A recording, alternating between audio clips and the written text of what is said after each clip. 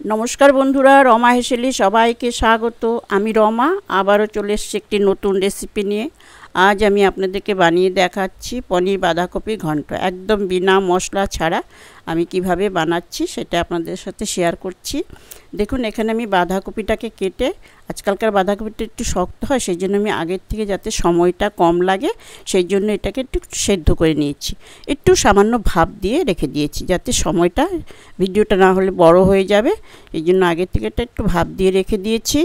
এখানে তেল কড়া বসিয়ে আমি আলু দেব, আলুটাকেও ভেজে রেখেছি। এর ভাজাটা তো আর দেখানোর কিছু নেই। পনির দেব, পনিরটাকেও ফ্রাই করে রেখেছি। সব কাজ এগিয়ে রেখে আপনাদের কাছে একদম সোজা রান্নায় চলে এসেছি। এখানে আদা কিছুটা আমি গ্রেট করে নিয়েছি, বেটে নিইনি কিন্তু। এখানে দেখুন ফোড়নের জন্য দুটো শুকনো লঙ্কা, পাঁচ ফোড়ন আর তেজপাতা। আলু ভাজার তেলটা ছিল, আমি সাদা তেল দিয়ে করছি এটা, সেখানে আমি ফোড়নটা আমি দিয়ে দিলাম। ফোড়নটা একটু ভালো করে ভাজা হবে, গন্ধটা বের হবে, তারপরে আমি রান্নায় সোজা চলে যাব। এখানে আমি কোনো মশলা দিইনি, শুধু আদাটাকে গ্রেট করে নিয়েছি।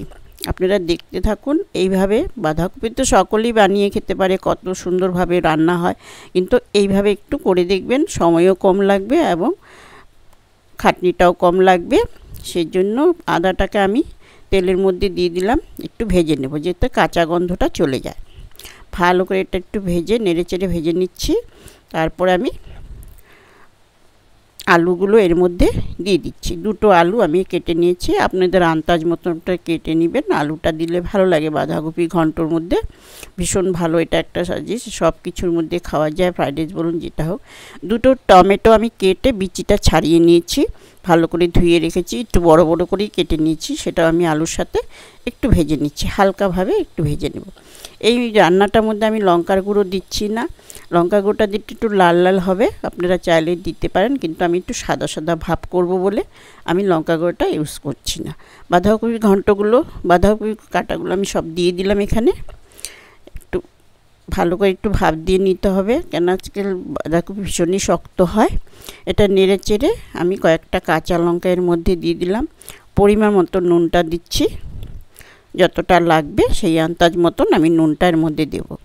তার সাথে দেব একটু নেড়ে চেড়ে হলুদটাও দিয়ে দিব পরিমাণ মতন।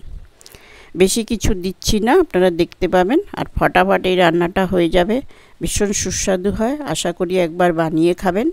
আপনারা হয়তো ভাবতে পারেন যে বাঁধাকপি ঘন্ট আবার দেখাতে হয়, কিন্তু সবাই তো সব কিছু সব অনুরূপে করে না, সেই জন্য আমি আমার মতো করেছি, সেটাই আপনাদের সাথে শেয়ার করব। এর মধ্যে আমি একটু মিষ্টি দিয়ে দিলাম, আমি চিনি দিয়ে দিলাম। আপনারা চাইলে দেবেন, আর যার না চাইবেন সেটা দেবেন না, কিন্তু মিষ্টিটা দিলে বাঁধাকপি, আজকালকার বাঁধাকপিতে মিষ্টি দিলে একটু স্বাদটা ভালো হয়, সেই জন্য আমি মিষ্টিটা একটু সামান্য দিলাম।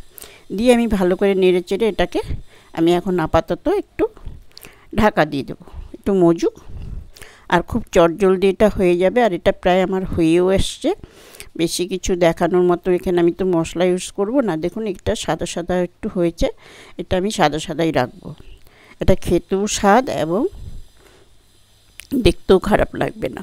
এখন আমি এর মধ্যে ভাজা পনিরগুলো দিচ্ছি, আর কয়েকটা বাদাম ভেজে রেখেছি সেই বাদাম কটা দিয়ে দিচ্ছি।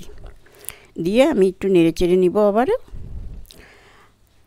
আমার রান্না প্রায় শেষের দিকে, একদম শর্টকাটে রান্না। আপনারা চাইলে হাতে সময় কম থাকলে এইভাবে করে নিতে পারেন। আমার ভিডিওটা স্কিপ না করে পুরো ভিডিওটা দেখবেন প্লিজ, এবং ভালো লাগলে লাইক শেয়ার কমেন্ট অবশ্যই করবেন, এবং পাশে থাকা বেল আইকনটাও অন করে দিবেন। যখন আমি যেটা নতুন রেসিপি দেব আপনারা পেয়ে যাবেন, নোটিফিকেশন পেয়ে যাবেন।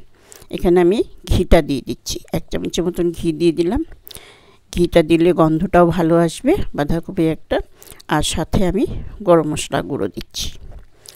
গরম মশলা গুঁড়োটা দিয়ে আমি নেড়ে চেড়ে এটা ঢাকা দিয়ে আমি নামিয়ে নেব। একটু ঢাকা দিয়ে স্ট্যান্ডিং টাইম দিয়ে আমি নামিয়ে নেব, আপনাদের সাথে সার্ভ করে দেবো। আমার রান্না কিন্তু কমপ্লিট, আপনারা দেখতে থাকুন। দেখুন এটা একটু সাদা সাদাই হয়ে গেছে, দেখতেও সুন্দর হবে, খেতেও স্বাদ। আমি এটা নামিয়ে আপনাদের সাথে সব করে দেখাই। দেখুন আমার পনির বাঁধাকপির ঘন্ট রেডি।